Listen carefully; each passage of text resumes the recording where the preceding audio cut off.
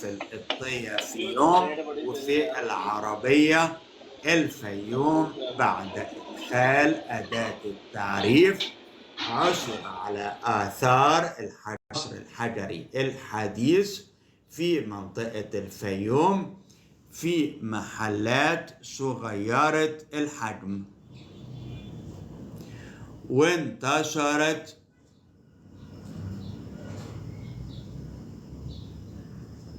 حول بحيرة قارون في المرتفعات القريبة من ديميه وكوم أوشيم وقصر الصاغة. أمكن تقسيم حضارة الفيوم الحجرية إلى فترتين. الأولى يمكن اعتبارها ممثلة لحضارات العصر الحجري الحديث المبكرة.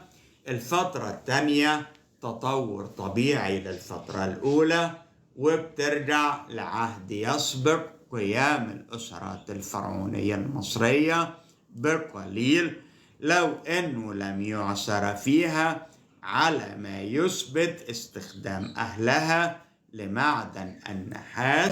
وبتشتهر محافظة بآثارها، بخاصة آثار الدولة الوسطى. نفذت به عدة مشروعات، لعل أشهرها مشروع السد.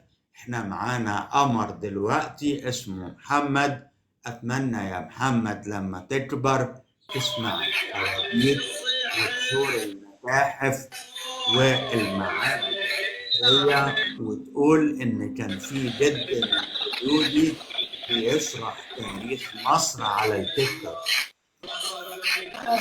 واللي أنقذ به ناصر جانبا كبيرا من أراضي الفيوم من الغرق بمياه الفيضان، وحول جانب آخر إلى خزان تحجز به المياه بحيرة قارون. كما شهر الفيوم بآثارها اليوناني الروماني.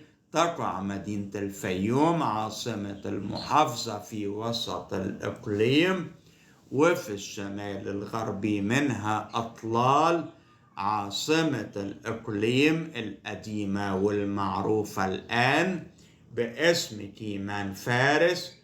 كما تنتشر بالفيوم المواقع الأثرية زي هوارة، اللاهون وبكل منهما هرم، وأبجيج مدينة ماضي، قصر قارون أم البريجات، وهريت وقصر البنات، كوم الأثل، كوم أوشيم، قصر الصاغة، ديميه، وبيامهو.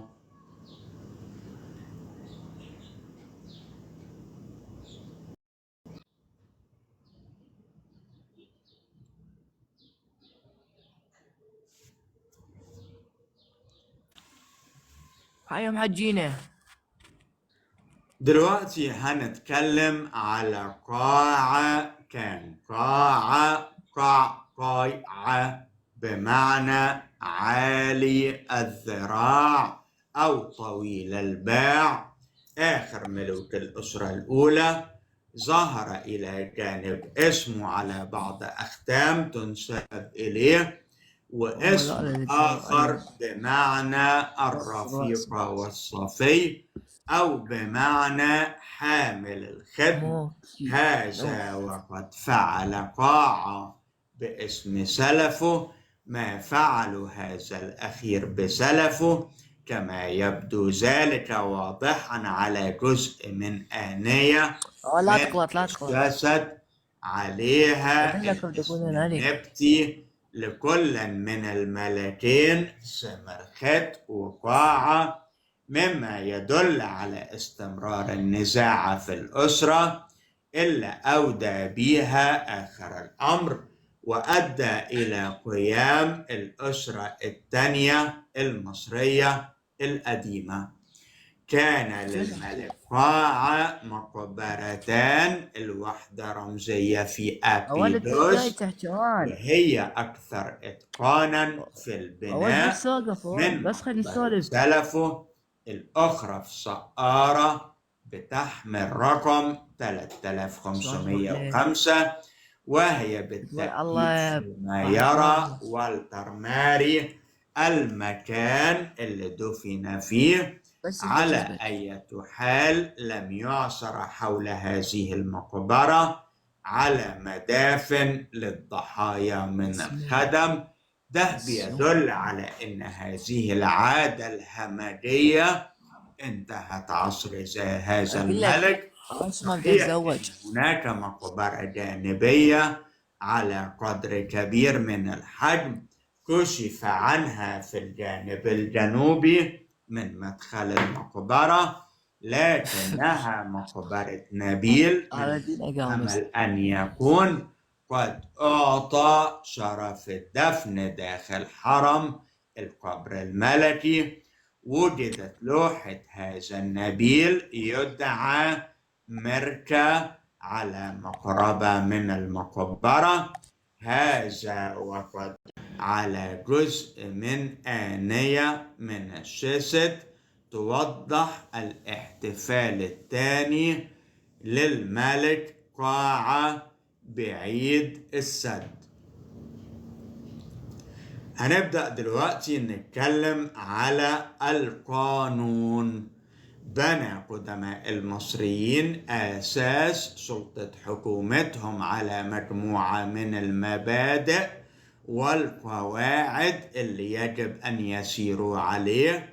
حددت هذه المجموعة وظيفة كل فرد وعلاقته بغيره، كانت مرشدا لعلاقتهم بالآلهة أي المعابد، علاقة كل عضو من الرعية بغيره من الأفراد.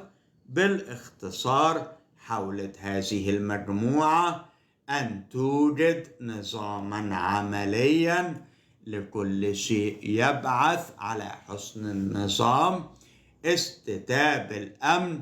لا شك أن هذه القوانين تغيرت مع الزمن باستثناء عصر الملوك والكهنة، عندما كان وحي آمون هو اللي بيصدر القوانين. كان الفرعون هو المشرف على تشريع القوانين والسلطات القضائية. أشكركم، وكده انتهى البث المباشر بتاع النهارده.